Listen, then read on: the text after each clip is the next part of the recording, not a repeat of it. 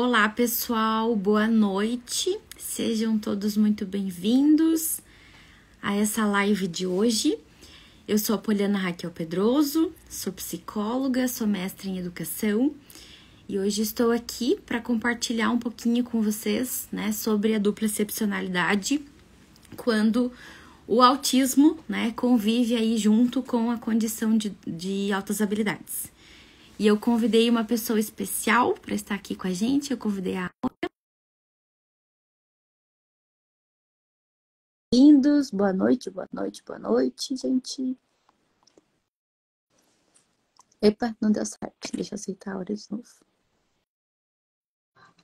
Aí, deu certo. Oi, boa noite. Boa noite, Áurea. Seja bem-vinda. Oh, muito obrigada. Está me ouvindo, me vendo direitinho? Eu tô ouvindo. Sim. Tá. Então, vamos todo mundo que tá aqui. Hoje a gente vai, né, iniciar essa live aí com uma discussão sobre a dupla excepcionalidade, né? A Áurea, ela trabalha bastante, né? A linha de pesquisa é a parte mais do autismo, então a gente vai discutir sobre essas características da dupla excepcionalidade. E, né, eu gostaria de agradecer você, Áurea, por ter aceitado esse convite, de estar aqui, né, nessa noite fria de Curitiba, nessa live, né? Então, te agradeço, né, imensamente aí por ter aceitado esse convite, né, para estar aqui com a gente. E gostaria, né, que você se apresentasse para a gente aqui também, né, as pessoas ainda que não te conhecem, os meus seguidores que estão aqui que não te conhecem, né? Então, se você puder se apresentar um pouquinho, rapidinho para a gente. Perfeito. Boa noite a todos. Eu sou a Áurea, sou psicóloga. Trabalho com essa área da dupla excepcionalidade. Realizei o meu mestrado na área de autismo. Né? Meu mestrado foi em educação, estudando políticas públicas associadas à inclusão das pessoas dentro do espectro autista na educação básica. E foi durante esse processo do mestrado que eu conheci a Poli. Foi uma jornada muito doce, porque eu tive ela do meu ladinho. Então, foi muito gostoso, né? Para mim é uma alegria estar aqui com vocês. Eu acho que cada vez que a gente tem a oportunidade de disseminar conhecimento, informação de qualidade, informação atualizada, a gente acaba impactando também a família das pessoas que apresentam a dupla excepcionalidade ou a dupla condição. Então, é aqui que eu começo minha fala. Eu vou deixar se vocês tiverem dúvidas, né, sobre questões sobre ou só o autismo, ou sobre, né, a superdotação, ou da dupla excepcionalidade, mandem aqui pra gente, tá? Não fiquem com dúvida, não saiam, né, aqui desse encontro de hoje com dúvidas ainda. Mandem aqui pra gente. Eu sei que, né, no dia a dia surgem muitas dúvidas, então, ali nos meus posts, meu Deus, tem tanta dúvida. Ah, mas isso é esse comportamento é daqui, esse comportamento é de lá, né? Então, perguntem, mandem aqui pra gente que vai ser um prazer a gente responder vocês, tá? Então, vamos lá, né? Então, para começar, a gente pensou, né, de compartilhar aqui com vocês sobre o conceito, né? O que é o autismo, né? O que é estar dentro ali do espectro do autista, o que é a superdotação, o que é as altas habilidades. Se você puder compartilhar com a gente, Áurea, né, um pouquinho aí sobre esses conceitos. Perfeito. Então, quando a gente pensa no autismo, a gente lembra da sigla TEA, né? Que se refere a transtorno do espectro autista. A ideia de espectro, eu acho que é uma analogia bem interessante para a gente pensar a respeito da comunidade autista. Então, vamos fazer uma analogia com o espectro de luz, que tem gradação de cores e temperaturas de luz, vamos chamar assim, e é assim que se manifesta esse transtorno. Então, num primeiro momento, a gente pode entender o autismo como um transtorno do neurodesenvolvimento. Isso implica dizer que é um transtorno que ele vai se manifestar desde a primeira infância, né? Seus sintomas são notáveis desde a primeira infância e vai perdurar ao longo de toda a vida do indivíduo. E esses sintomas, eles estão associados a prejuízos ou déficits na comunicação social, déficits associados à reciprocidade socioemocional, e também a presença de comportamentos restritos, repetitivos e interesses que podem ser mais estereotipados. Então, eu uso toda essa terminologia que vem lá do nosso manual Diagnóstico e Estatístico de Transtorno Mental, mas nada mais é do que a gente entender que cada pessoa dentro do espectro autista vai ter uma manifestação de sintomas que é muito peculiar. Então, nenhum autista é igual ao outro, né? A manifestação e a intensidade dos sintomas, a gente pode pensar nesse espectro de luz que vai se manifestar de acordo com essa combinação que é muito única, que é muito peculiar de cada indivíduo autista. E quando a gente pensa nesse déficit na reciprocidade emocional, Poli, a gente pode pensar, por exemplo, numa pessoa que tem uma dificuldade para entender pistas sociais, né? Então eu estou aqui conversando contigo, mas provavelmente se você começar a olhar para o teu relógio, olhar para cima, coçar a cabeça, esse vai ser um sinal de que talvez eu tenha que ser mais empática ou que eu tenha que mudar de assunto, e que não necessariamente uma pessoa dentro do espectro vai perceber isso. Então, essa percepção social é um prejuízo que está associado e que entra ali no ramo da reciprocidade socioemocional. Quando a gente pensa na comunicação social, é a forma como a pessoa dentro do espectro consegue perceber o não verbal, aquilo que não é dito, mas que está escrito nas entrelinhas, né? Então, quando eu olho para uma pessoa que eu gosto muito, o meu olho brilha, o meu coração bate bem forte e eu fico extremamente entusiasmada para conversar, fazer perguntas e comentários de forma bem espontânea. E não necessariamente essa comunicação social vai fluir de uma forma tão leve, tão genuína, como acontece com as pessoas neurotípicas, né? Ou seja, que não estão dentro do espectro autista. E olhando para o terceiro elemento associado aí ao autismo, né? Então, presença de comportamentos estereotipados, interesses restritos, às vezes é uma tendência de falar sempre sobre o mesmo assunto, né? A gente que gosta muito do ramo da superdotação poderia ser um hiperfoco voltado para um interesse bem específico, bem restrito sobre isso. Então, eu gosto muito de falar, de pesquisar, de ler sobre jiu-jitsu. Mas quando eu penso assim, e será que eu gostaria de aprender sobre música? Não necessariamente. O meu hiperfoco vai ser direcionado a essa área em específico. Os comportamentos estereotipados estão associados aí também ao que a gente chama de comportamentos motores repetitivos, como flap, né? Balançar as mãos, andar em círculo, a ecolalia, né? Então, repetir frases ou palavras que não necessariamente têm uma função comunicativa, mas expressam, às vezes, que a gente chama de um reforçamento positivo natural. Então, para mim, é tão reforçador repetir aquele som que eu gosto de reproduzi-lo várias e várias vezes, porque, para mim, me gera esse feedback sensorial agradável, né? Então, a gente percebe essa presença de comportamentos que são muito particulares dentro do transtorno espectro autista. E é interessante a gente perceber que quando a gente fala de autismo, as pessoas têm uma visão muito fixa a respeito de o que é ser autista, mas a gente não consegue entender que às vezes uma pessoa que não consegue estabelecer um contato visual, que é muito introspectiva, tem vergonha de levantar a mão e fazer uma pergunta, pode estar dentro do espectro autista, mas não necessariamente ela foi identificada, né? Então, por isso, cada vez mais a gente tem que olhar com um olhar cuidadoso, um olhar sem julgamento, né, para as pessoas, para ter uma compreensão aí mais precisa a respeito das nossas relações também. Essa que trouxe agora, principalmente mais assim, né, dos níveis ali, como que há, né, essa diferenciação, né, entre os níveis, né, do autismo, nível 1, nível 2, como é que é feita, né, essa avaliação dos níveis?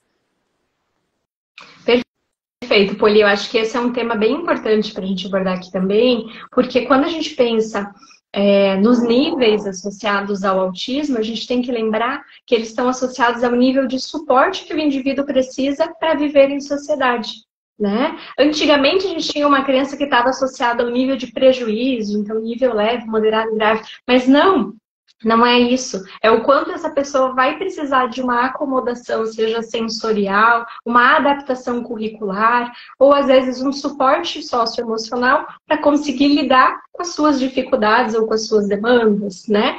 Se a gente fosse pensar numa adaptação sensorial, existem terapeutas ocupacionais que nos ajudam muito e desenvolvem um trabalho enriquecedor nesse sentido, né? Então, às vezes, no momento em que o sinal da escola toca e aquela criança pode acabar se desregulando, ficando muito reativa ou irritada, que tal usar um abafador de som ou direcioná-la para um ambiente mais silencioso? Então, Quando a gente pensa nesses níveis, eles estão associados ao nível de suporte que a criança precisa.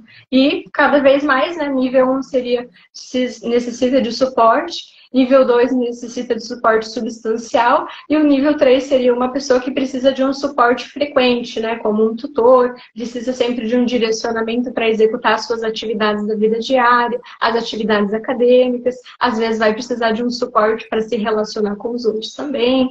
Então, está associado a esse nível de apoio que vai ser solicitado e que a sociedade também precisa olhar para essas necessidades, né? Uhum.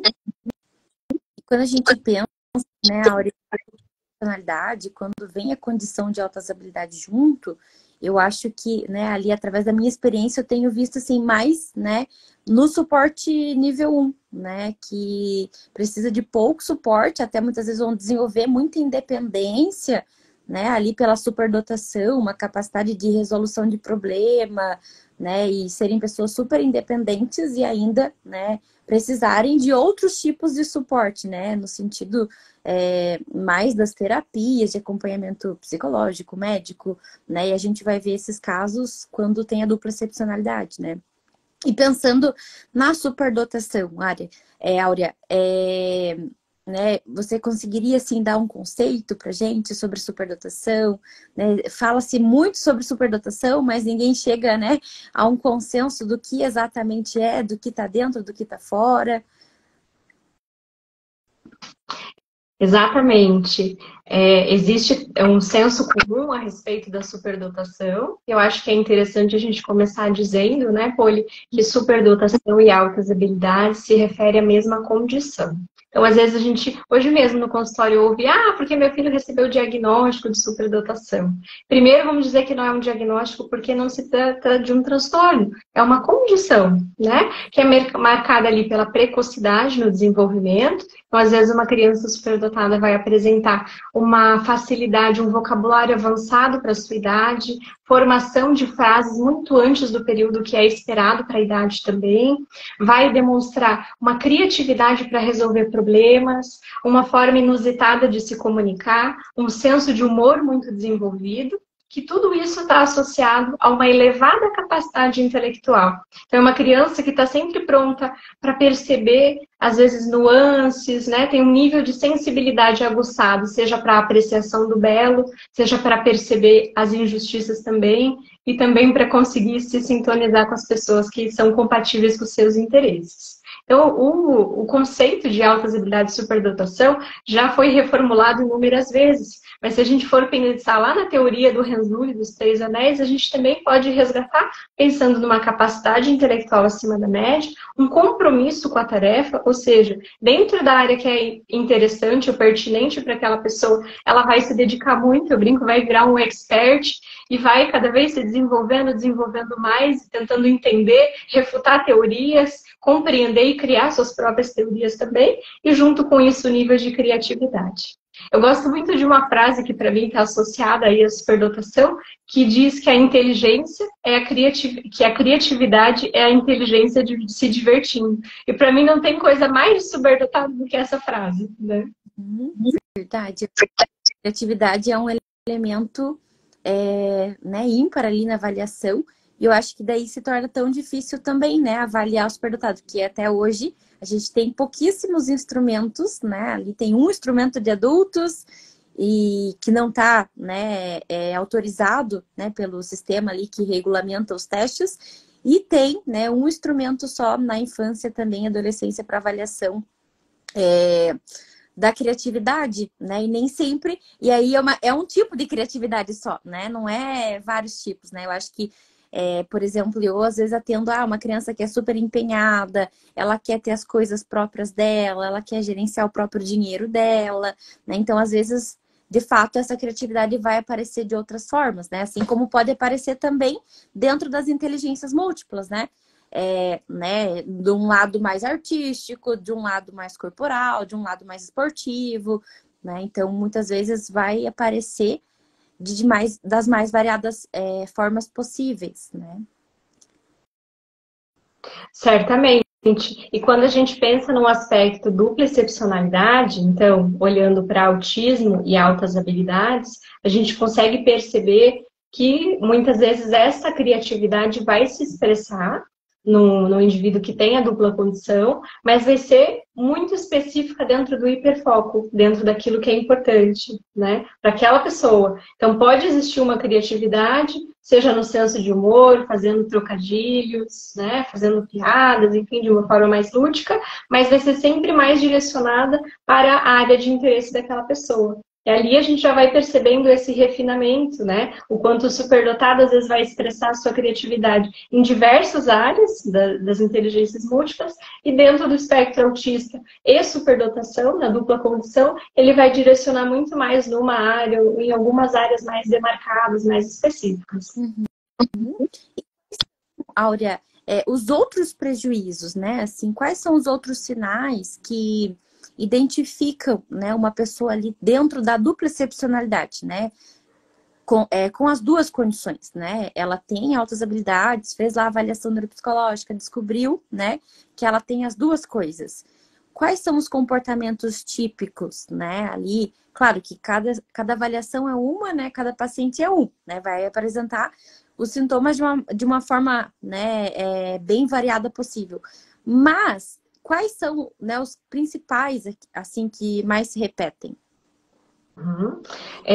Quando a gente pensa no conceito de dupla condição ou dupla excepcionalidade, a gente vai considerar que é uma pessoa que tem um potencial intelectual muito acima da média, né? Então tem uma inteligência, uma habilidade cognitiva que se sobressai, e concomitante a isso, vai ter uma condição, um transtorno mental, por exemplo. Então, uma pessoa superdotada, que também apresenta depressão, também é considerada uma pessoa que tem dupla excepcionalidade. Ou uma pessoa com TDAH e altas habilidades também tem dupla excepcionalidade. Mas hoje o nosso foco é, claro, falar de superdotação e autismo, né? Então, acho que é legal a gente retomar esse conceito, entendendo que muitas vezes parece características incompatíveis, né? Muitas vezes os pacientes falam, nossa, mas como que eu posso ter autismo e ao mesmo tempo ter superdotação? Não devia ser super inteligente em todas as áreas? Primeiro, não, né? Ser superdotado quer dizer, dentro das áreas de dominância, de talento que você demonstra, você vai ter ali um refinamento dessas habilidades, uma facilidade, de acordo com o compromisso de se desenvolver nessa área. E aí, dentro do espectro autista, a gente pode olhar do ponto de vista de que as características que distinguem uma pessoa superdotada e uma pessoa com dupla excepcionalidade, elas são muito sutis, e esse diagnóstico ele é muito delicado, ele é muito difícil de ser realizado. Então, uma pessoa superdotada, muitas vezes ela pode demonstrar uma tendência a ser mais seletiva nas amizades, apresentando ansiedade social, às vezes ela pode apresentar um isolamento social, justamente porque ela não se sentiu compatível, seja pelo nível de compreensão, né? Às vezes uma criança que na turma já está fazendo cálculo de álgebra linear e está todo mundo aprendendo multiplicação, que é bastante comum hoje no consultório, né? Um perfil mais acadêmico aparecer nesse sentido. E essa criança vai começando a se isolar, aí ela não quer mais ir para o parque, ela não sai mais no momento do lanche, ela fica na sala, ela desvia o olhar, enfim, cada vez mais ela vai se isolando. E aí, quando aparece no consultório, muitas vezes já está desenvolvendo ali uma ansiedade social importante. E aí a gente pensa, é um superdotado que apresenta ansiedade social. Agora, se a gente for analisar um pouquinho mais a fundo, um superdotado, seja uma pessoa que vai ter uma facilidade para se desenvolver, vai ter uma destreza, seja psicomotora, tenha um talento em alguma área, né, que se desenvolva muito bem. Só que, ao mesmo tempo, tem muitas barreiras no comportamento.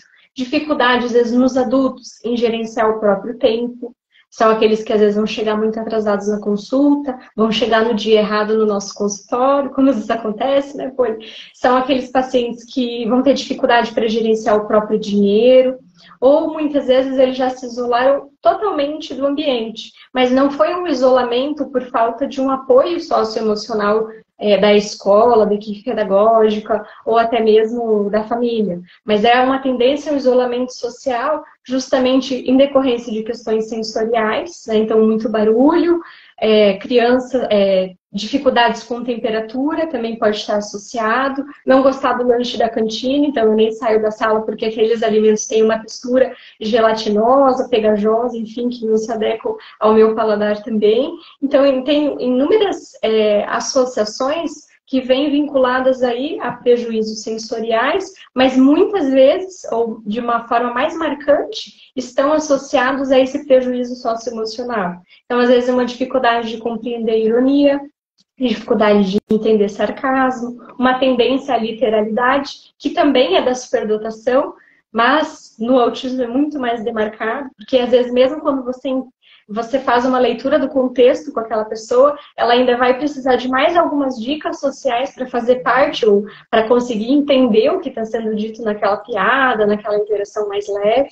E muitas vezes envolve um sofrimento muito grande de não se sentir pertencente, não se sentir aceito, de já ter feito inúmeras tentativas de interação, inclusive nas mulheres que têm dupla excepcionalidade muito comum, as características de masking, né? Então tem pacientes que já relataram, olha, eu desenvolvi uma estratégia que é olhar para o meio da testa das pessoas, porque quando eu olho para o meio da testa, ali entre as duas sobrancelhas, a pessoa acha que eu estou minimamente fazendo um contato visual. E aquilo ali diminui a sensação de não compreensão. Então eu entendo que ali as pessoas me acolhem um pouquinho mais, são um pouquinho mais afáveis e acabam se aproximando. Então a gente percebe, Poli, que está muito associado a essa tendência ao isolamento social, dificuldade às vezes de comunicar o que está me incomodando, dificuldade de ir atrás dos seus próprios direitos, né, de dizer, olha, eu preciso de uma adaptação, para mim está muito difícil conviver com esse barulho, ou a gente precisa pensar em outras formas de ser, né, de eu fazer parte dessa sala, desse grupo, enfim, e assim a gente vai percebendo que cada vez mais, lá na vida adulta, essas pessoas podem apresentar uma tendência a se isolarem, né, justamente por se sentirem incompreendidas, ou serem conhecidas como, aquele ali sempre fica no canto dele. Quando, na verdade, se tivesse um olhar mais cuidadoso para isso, a gente provavelmente poderia identificar aí uma dupla excepcionalidade. Uhum. Também, né, que muitas vezes, nesses casos, né, da dupla excepcionalidade, é comum, né, ter uma alta criatividade e o objetivo dessa criatividade, muitas vezes, acaba ficando, né, só pelo produto, né, que o paciente ali criou, né? Ele não consegue muitas vezes assim ter essa perspectiva sobre o que vou fazer com esse produto, né? Aonde que eu vou divulgar, como que eu vou fazer. Então muitas vezes tem uma dificuldade, né? Até em função executiva de priorização, né? Dificuldade de persistência, dificuldade, né? Até de controle muitas vezes, né? Do controle dos impulsos, assim, de parar de produzir e pensar em outro passo. Então, muitas vezes também noto, né, que para pessoas com dupla excepcionalidade, essa questão mais do planejamento sobre o futuro também é algo que muitas vezes né, algo que a gente vai avaliar ali, que geralmente tem um prejuízo, né? Como que eu vejo esse meu futuro, né? Eu tenho alto potencial, né? Eu tenho todo o fermento do bolo, tenho todos os ingredientes aqui, mas como que eu faço o bolo? Né? Então, muitas vezes tem essa dificuldade em funções executivas de fazer o bolo, né? Não sei se é algo que você percebe também. Com certeza, Poli. É muito legal, porque cada vez que você fala, a gente vai aprendendo um pouquinho mais, né? É muito gostoso isso. Sim, quando a gente pensa no autismo, ele está associado a um prejuízo nas funções executivas. Então, quando a gente pensa em funções executivas, está associado a desenvolver metas e cumpri-las a longo prazo, pensando começo, meio e fim de uma tarefa. O que eu preciso para começar a vender brownies na feira, né? Eu gosto muito de fazer brownies e preciso ter uma profissão, preciso arrecadar ali um montante importante. Como que eu vou fazer? Eu percebi que eu tenho um talento nesse lado mais culinário, tenho uma facilidade. Quais são as etapas que eu preciso? Primeiro, talvez eu precise de um alvará da prefeitura. Depois, eu preciso saber como que é a demanda de mercado. Depois, eu preciso saber qual é o custo disso. depois eu vou investindo em como que eu vou divulgar o produto que eu tenho, enfim. Então, esse planejamento, a gente percebe que nas pessoas dentro do espectro autista e as pessoas com dupla excepcionalidade podem acabar apresentando um prejuízo. E na grande maioria apresentam. Ou seja, é aquele famoso trocar os pés pelas mãos. Né? Eu começo a fazer uma coisa e o meu projeto já está no meio do caminho, mas eu não pensei lá na fase inicial. Quem que vai comprar esse brownie? Ou eu não pensei em quanto de fermento eu preciso para fazer esse brownie? Ou qual é a receita de brownie que vende, com glúten, sem glúten ou não, né? Então a gente percebe que isso vai acabar gerando barreiras nesse desenvolvimento e vai tolhindo ou até reduzindo as oportunidades que essas pessoas vão tendo para querer se expor, para querer se desenvolver em alguma medida.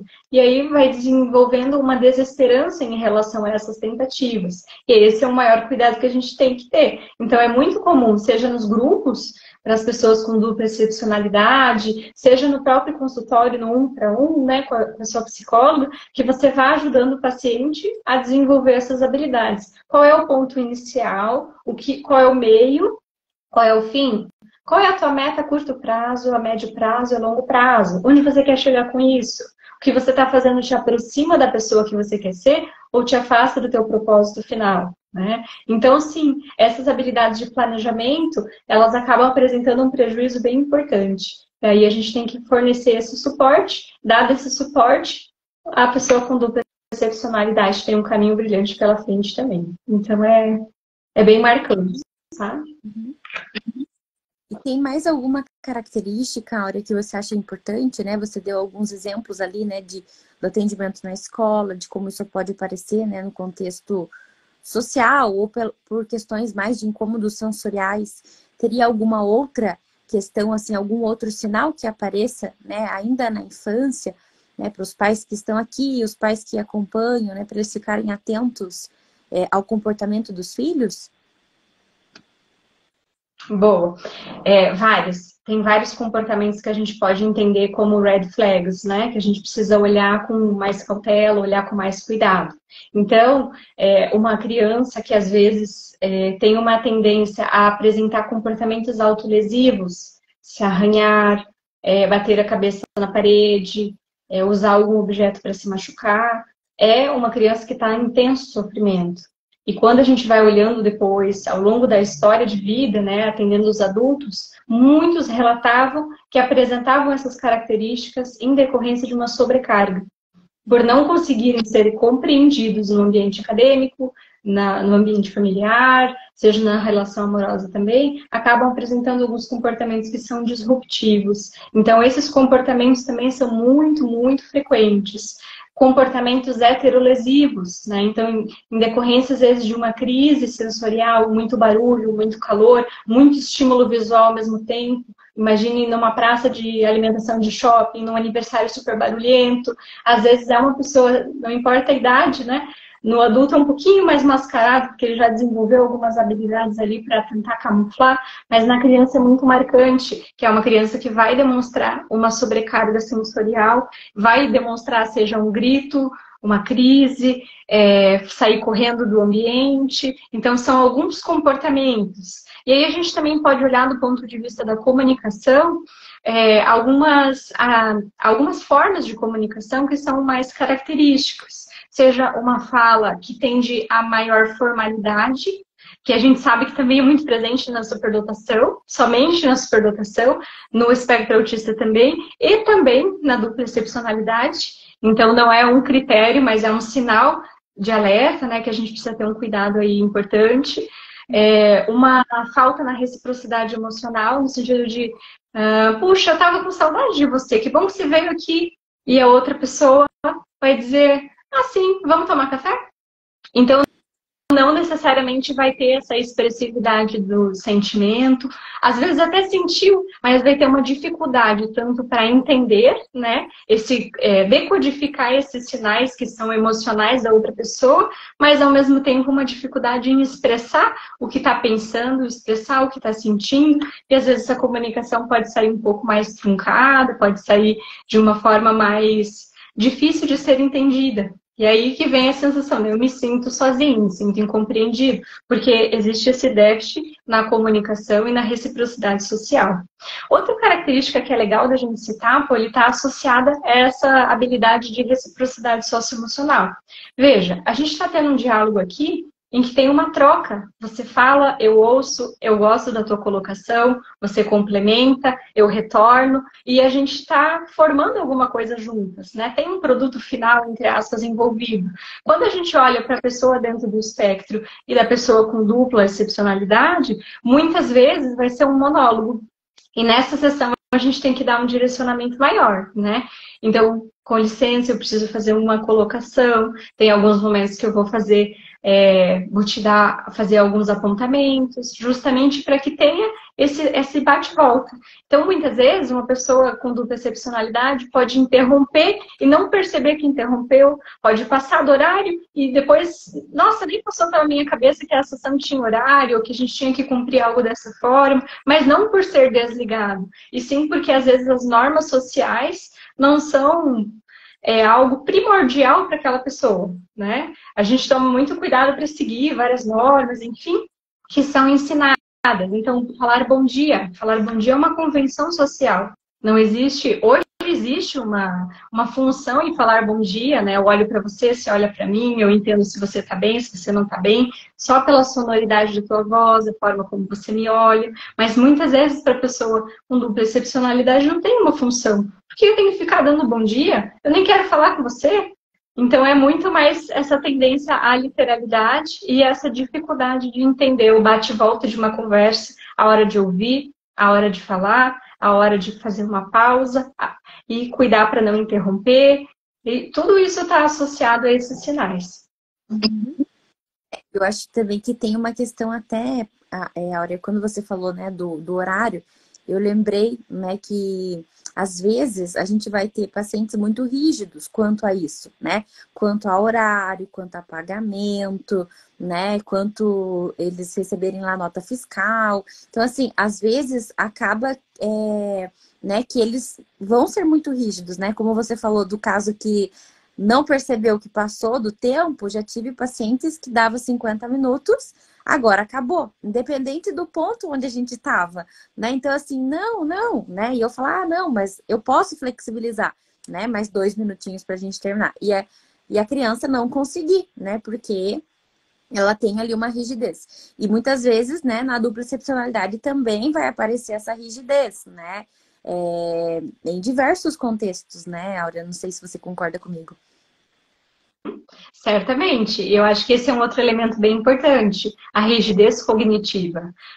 Seja uma rigidez de precisar seguir sempre uma linha de raciocínio, né? Então, não gostar de ser interrompido, seguir uma rotina dentro da sessão, porque a gente sabe que para a pessoa dentro do espectro autista, a rotina nada mais é do que previsibilidade. E previsibilidade reduz a ansiedade. Então, se reduz a ansiedade, eu me sinto mais à vontade ali naquele ambiente. Eu sei como a minha psicóloga vai reagir, ou eu sei como o meu amigo vai reagir, porque ele conhece o meu padrão de funcionamento, né? Então, quando a gente pensa nessa flexibilidade cognitiva, é muito comum, fazendo uma associação com a terapia dos esquemas, padrões inflexíveis de comportamento, né? Então, eu exijo que eu seja tratado assim, que a nota seja dessa forma, eu gostaria que você não me tocasse quando eu entro na sessão e nem quando eu saio, eu gostaria que você fosse mais clara nas suas colocações, você pode me mandar por escrito as recomendações que você fez hoje. Então, essa tendência à rigidez, ela parece um pouco, ela acaba, na verdade, potencializando, somando na dupla condição. Por quê? A pessoa superdotada, ela já tem uma tendência a uma rigidez cognitiva, justamente por um alto padrão, né? Um nível intelectual muito elevado, e junto com isso, uma percepção de que precisa ali controlar o ambiente. Por quê? Porque já pensou na hipótese A, B, C e D do que pode acontecer, e me deixo mais segura se eu seguir exatamente o procedimento que eu gostaria. Então, se a gente fosse pensar associado à teoria de personalidade dos 5 grandes fatores, né, 5 grandes fatores de personalidade, são pessoas que têm uma tendência a maior conscienciosidade. Ou seja, pessoas que gostam de tudo daquela forma, né? Aquela velha música, todo dia ela faz tudo sempre igual. É exatamente isso. Eu gosto que as coisas sejam do meu jeito, do meu horário, da minha forma, e se não for assim, isso me gera um desgaste, me gera um sofrimento, e que também é muito compatível com a dupla excepcionalidade. Então, o superdotado já tem esse padrão mais inflexível de funcionamento, e somado a isso, a gente tem um padrão inflexível do autismo também. E essa rigidez é muito difícil quando a gente pensa em termos de terapia, porque a terapia, às vezes, ela é mais inusitada, embora a terapia tenha uma estrutura de sessão, tenha um objetivo a ser alcançado, ainda assim pode desviar um pouco de acordo com o que aconteceu na tua semana.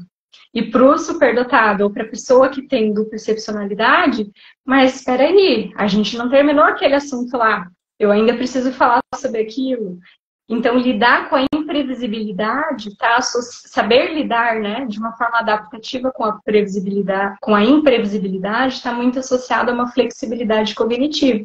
E que na rigidez cognitiva, muitas vezes eu vou ter uma dificuldade para pensar em soluções que são mais espontâneas, de uma maneira mais genuína, que eu não precise controlar tudo, né? Vou deixar o acaso, vou deixar as coisas acontecerem naturalmente. Para a pessoa com dupla excepcionalidade, isso é um sinal muito grande de perigo. Cuidado, isso é incerto. Eu preciso me segurar em alguma coisa, eu preciso me amparar. Então, a necessidade da rotina, a necessidade de ter as regras muito claras, muito bem estabelecidas, faz com que reduza essa ansiedade aí no superdotado, no duplo excepcional também.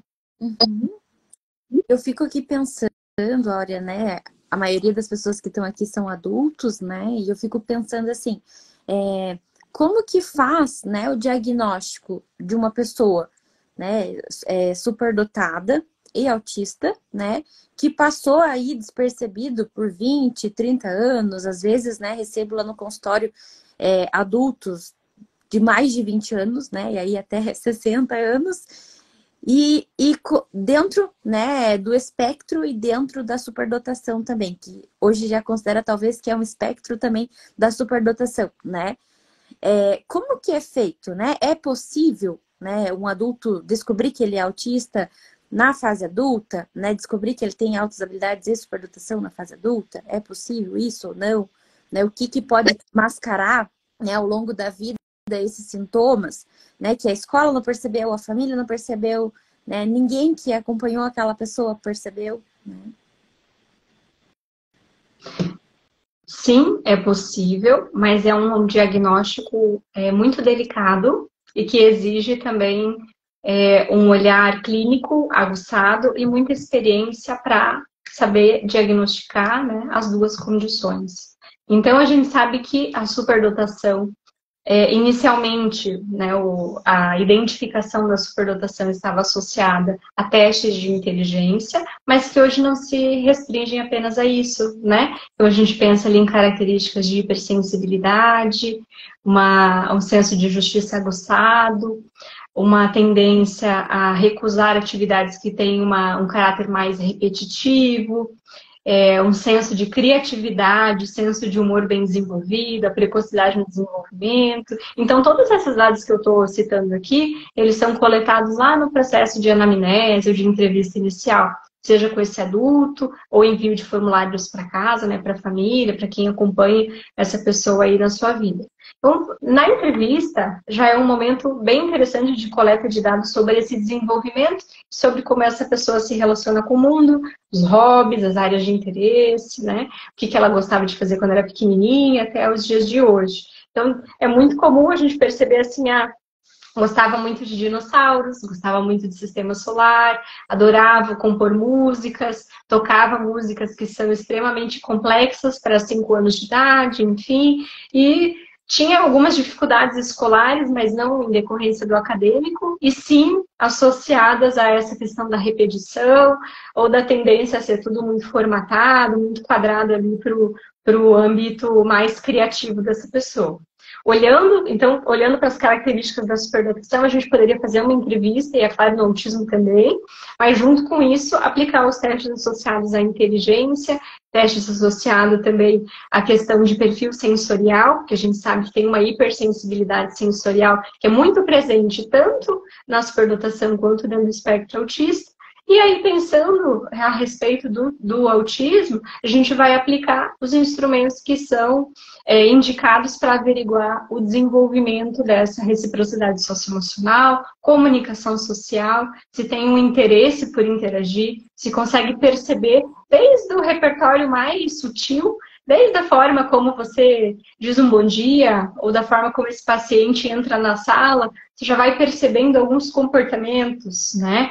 Então, ele fica parado ao lado da porta, rígido, com a pastinha, olhando onde é que eu sento. Aí você já vai percebendo alguns sinais de ansiedade social que podem estar associados ao autismo ou não. Mas a gente também tem as escalas que são consideradas escalas de triagem, como escala de responsividade social, enfim, que vão avaliar a percepção social, presença de estereotipias, interesses fixos. Vamos utilizar outros instrumentos, mas numa avaliação neuropsicológica a gente pode perceber que a pessoa dentro do espectro autista pode apresentar, em sua maioria, vai apresentar uma memória operacional elevada, né, um predomínio ali da memória operacional, em detrimento da compreensão verbal. Então, muitas vezes são pessoas que vão ter dificuldade no subteste compreensão, né, na nossa escala Wechsler de inteligência. Então, às vezes é uma dificuldade de conseguir conceituar e compreender um enunciado de forma clara, conseguir expressar o que você pensa, conseguir expressar o que você sente e ser entendido por isso também. Então, é uma avaliação que precisa ser muito cautelosa, é uma avaliação que exige, vamos dizer assim, exige muita dedicação por parte também do paciente, do avaliado, e exige esse refinamento, né, esses cuidados. Hoje a gente tem instrumentos que são muito mais sensíveis para avaliar as pessoas dentro do espectro autista, as pessoas com possibilidades também, e as pessoas com dupla excepcionalidade principalmente. Então, graças à ciência, graças a movimentos como o teu, de trazer conhecimento para a maior parte de pessoas, né, das pessoas e tudo, a gente vai desenvolvendo esse tipo de informação, esse tipo de instrumento, para que cada vez a gente tenha possibilidades mais acuradas para fazer esse tipo de identificação e um diagnóstico preciso. Uhum. Eu fiquei aqui também pensando, Ori, que é comum, né, na conversa, na anamnese, você levantar a suspeita, mas ali nos testes, nessas escalinhas de triagem, né, de autopercepção, o paciente não perceber esses sinais indicativos do autismo, né? Então, isso é muito comum de não aparecer, tanto, né, na visão do próprio paciente, quanto às vezes da família, né, não aparecer, mas ser muito claro. Ou a família percebe, né, e o paciente não percebe. Então, também, muitas vezes, é importante, né, outras fontes de informação, né, ali, a família, a esposa, quem convive com essa pessoa, né, para saber como que ela é em casa, como que ela lida com as obrigações, com a independência, né, então muitas vezes é necessário, né, e é quase obrigatório fazer esse movimento porque o paciente não tem uma boa percepção sobre ele, né. Exatamente, Poli, esse é um ponto bem importante, né? Fazer uma entrevista com a família, conhecer, às vezes, a companheira, né, que mora junto, enfim, porque justamente vai ter um prejuízo, um déficit na percepção social. Então, às vezes, são pessoas que não se identificam com alguma dificuldade no âmbito social. Ah, eu só sou introspectivo, é o que a gente costuma ouvir. Mas aí, quando você vai percebendo, até no trato, no consultório, você percebe que aquela pessoa tem algumas dificuldades na percepção, na comunicação, e vai ter uma tendência aí a uma rigidez, a uma rotina, né? Não vai querer trocar de horário se você precisar fazer um remanejamento, enfim. E esses dados são muito importantes, com certeza. A gente também pode perceber, Poli, a questão de usar muitas vezes a mesma palavra. Tinha um paciente que dizia sempre, definitivamente é isso que eu estou pensando. Definitivamente chegou a hora de eu ir embora. Definitivamente. E aí você vai percebendo ali também essas sutilezas associadas ao vocabulário, a forma como se expressa, né? Então, tudo isso vai sendo bem demarcado. E aí, investigando esse histórico lá na infância, a gente vai percebendo também que muitas vezes era uma criança que já apresentava esses prejuízos, né? Teve uma criança, uma vez que eu li num livro, que dizia assim, fui pegar o material e a criança puxou do outro lado. Fui pegar uma pasta e ela puxou do outro lado. E aí eu disse, eu preciso desse material, você pode me emprestar? A criança falou, não, esse é meu. E aí puxou com tanta força que a outra pessoa caiu no chão. E aí quando ela falou, nossa, você machucou, essa doeu. A criança não falou nada a respeito, não mostrou assim, puxa, desculpa, o que eu posso fazer para te ajudar? Você precisa de ajuda para levantar do chão? Então ali a gente já vai percebendo essa expressão, né? O quanto eu consigo entender a emoção da outra pessoa, o quanto eu consigo sentir, empatizar, né? Sentir o que o outro está sentindo e, às vezes, sentir uma sobrecarga associada ao contato visual. Então, é muito comum que os adultos que têm dupla excepcionalidade ou que têm transtorno do espectro autista relatam pra gente assim, olha, eu olho nos olhos das pessoas porque isso é uma convenção social, mas isso me sobrecarrega. Então, eu olho bem rapidinho na hora de dar oi e o resto do tempo eu passo fazendo alguns movimentos, assim, só para fingir que eu estou olhando para a pessoa. Mas isso me sobrecarrega tanto que eu preciso passar de 4 a 5 dias sozinho no meu quarto, sem ter que interagir de forma consistente com outras pessoas. Então, tem muitas sutilezas nesse diagnóstico e que a gente vai percebendo, né? Esses déficits na comunicação, na reciprocidade emocional, na forma como essas pessoas se comunicam também, e que, na verdade, precisam desse suporte que a gente vai fornecer depois da avaliação. Uhum.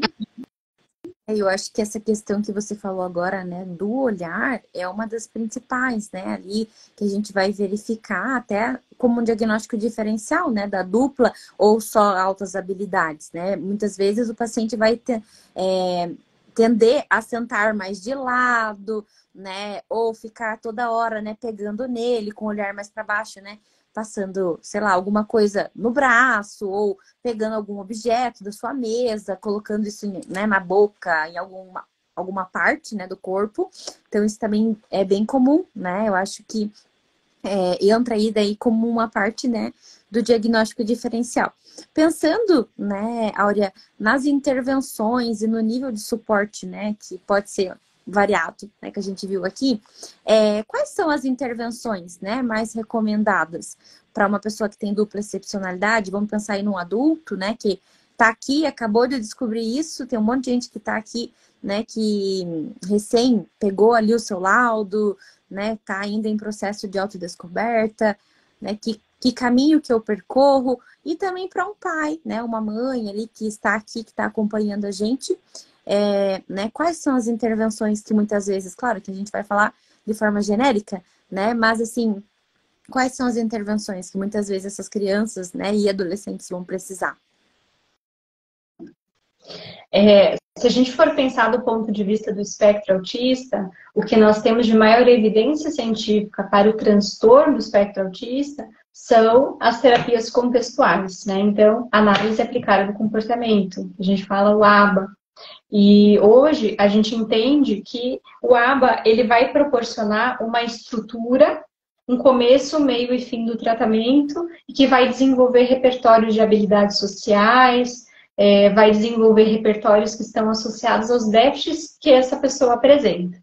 Então, olhando do ponto de vista restrito do TEA, a gente vai olhar e indicar a análise aplicada do comportamento. Olhando do ponto de vista da dupla excepcionalidade, então, uma pessoa que tem altas habilidades e também tem o TEA, a gente pode recomendar a terapia cognitivo-comportamental. O que acontece, Poli? Quando a gente fala em recomendações de intervenção, eu acho que a gente tem que ter um cuidado bem grande, porque nenhuma abordagem se sobrepõe à outra. A única diferença é que hoje a terapia cognitivo-comportamental é a que tem maior embasamento científico para o tratamento da dupla excepcionalidade. né? Por quê? Porque também possui uma estrutura, possui práticas baseadas em evidência que estão associadas a essas dificuldades. Então, quando a gente pensa numa previsibilidade, uma necessidade, eu quero saber quando que termina o meu tratamento, que é uma pergunta muito comum das pessoas com dupla excepcionalidade, quanto tempo dura para eu lidar com a minha ansiedade, para eu lidar com as minhas dificuldades de interação social e tudo, a gente precisa de uma terapia que é um pouco mais estruturada.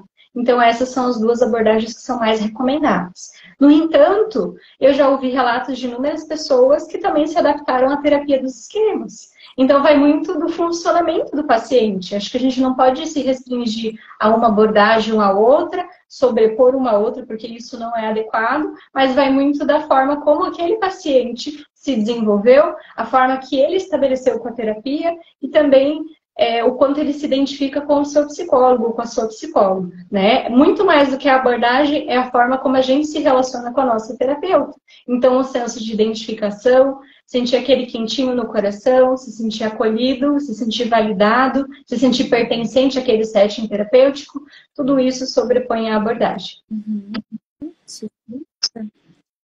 Eu vi que tinha uma... Deixa eu ver, tem algumas mensagens aqui. Vou ler aqui, deixa eu ver. Nossa, tem tanta coisa aqui que eu já me perdi. Tinha uma mensagem aqui. Uma dúvida. O autismo nível 1 de suporte é equivalente à nomenclatura antiga síndrome de Asperger? Deixa eu ver se tem mais. Só tem uma. Gente, se vocês quiserem mandar perguntas, podem mandar, tá bom? A gente já tá finalizando, então a gente vai responder as perguntinhas aqui de vocês. Você quer? Legal. Então, há um tempo atrás, se considerava a síndrome de Asperger o autismo de alto funcionamento, e vamos colocar muitas aspas aí.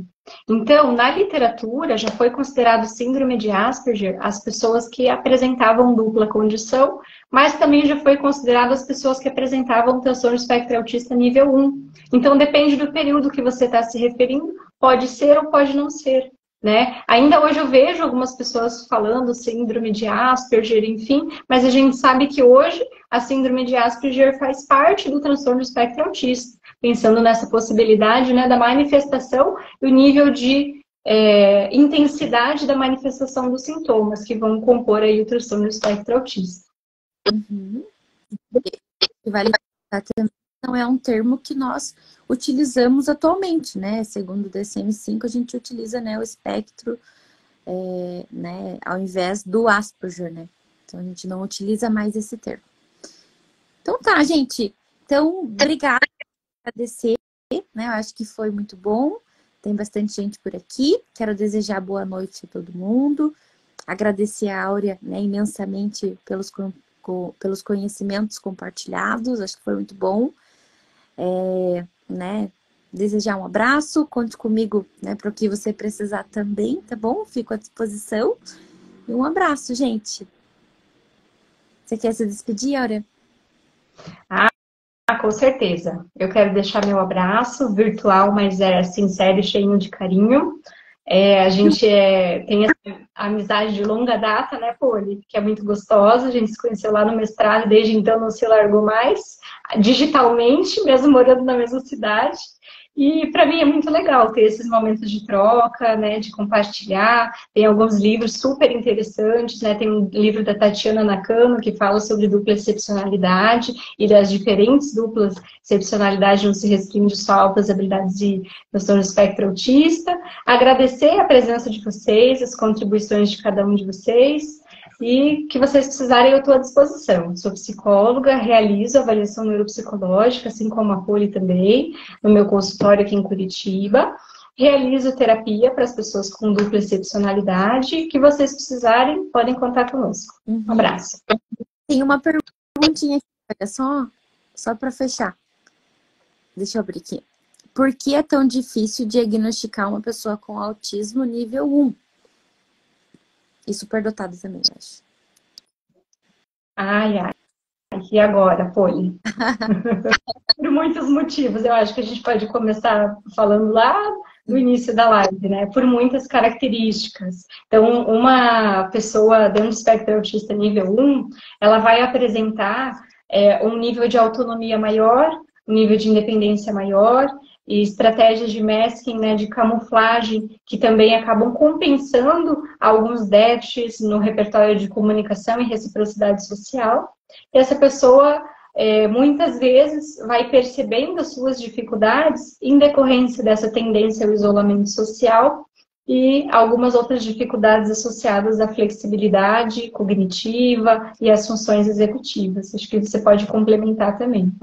Eu acho que o que mais é difícil, né, é porque geralmente né, tem várias estratégias compensatórias ali, né, que aquele indivíduo usa, assim como a Áurea falou, né, o olhar, eu treinei olhar nos olhos, né, agora eu consigo olhar nos olhos, tal coisa, né, então assim, eu entendo que muitas vezes tem muitas estratégias compensatórias que esse indivíduo vai colocando e vai usando, né, e aí chega na fase adulta muitas vezes de forma independente, com seu trabalho, né, concluiu a faculdade. Então, assim, ele encontrou várias estratégias, né, de como se organizar, de como se planejar. Mas isso não exclui que esse indivíduo tenha ainda, né, essa condição de dupla excepcionalidade. Então, muitas vezes eu sempre digo, né, que muitas vezes esse alto potencial intelectual também pode mascarar, né, as dificuldades na comunicação social, né? Então, eu daí me comunico de outra forma, eu mando mensagem no grupo lá da faculdade, ou então, ao invés de, por exemplo, eu apresentar o trabalho da faculdade, eu sou a pessoa que faço o trabalho da faculdade, e os meus amigos apresentam, né? Então, assim, vai encontrando aquele jogo, né, de cintura e vai passando, né? Então, vai se camuflando muitas vezes, né, Áurea? Exatamente, Poli. E às vezes, assim, essa facilidade para aprender, a precocidade no desenvolvimento que estão associados à superdotação, acaba sendo uma cortina de fumaça para os déficits associados ao transtorno do espectro autista. Então, torna cada vez mais delicado realizar um diagnóstico como esse. Sim. Então tá, gente, desejo uma boa noite, um abraço, Áurea, brigadão, né, por ter aceitado. Desejo uma boa noite também para você. E nos vemos, para quem me acompanha, né? Amanhã tem live novamente, tem com a Day. Amanhã a gente vai falar sobre o TDAH e superdotação, né? A gente vai esperar vocês aqui, eu e a Daiane. A Daiane é lá da Cognos, né? Que a gente vai fazer essa live especial. Então tá, gente. Boa noite. Um abraço, Áurea. Tchau, tchau, gente. Boa noite. Boa noite. Tchau, tchau, Poli. Tchau, tchau, Áurea.